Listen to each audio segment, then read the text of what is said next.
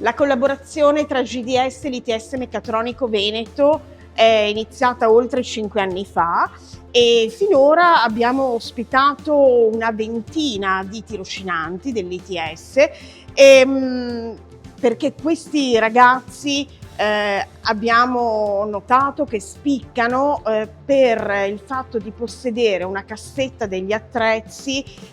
in termini di competenze, di conoscenze tecniche e operative, pratiche, una cassetta degli attrezzi di grande valore ed estremamente coerente con le esigenze dell'azienda.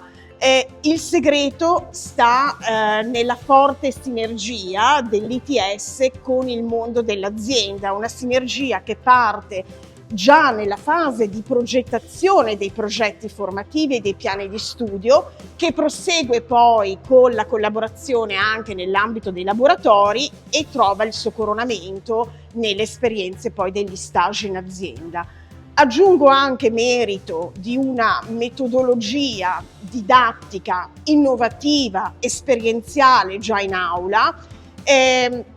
che si riflette poi sulla preparazione di questi ragazzi che di fatto oggi dimostrano di essere immediatamente inseribili nel contesto lavorativo.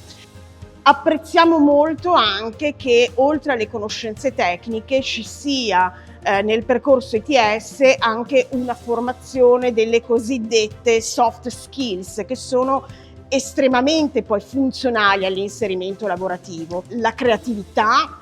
lo spirito di iniziativa, la capacità di questi ragazzi di integrarsi e di lavorare in squadra con gli altri, e sono tutte oggi competenze necessarie per l'inserimento nel mondo del lavoro.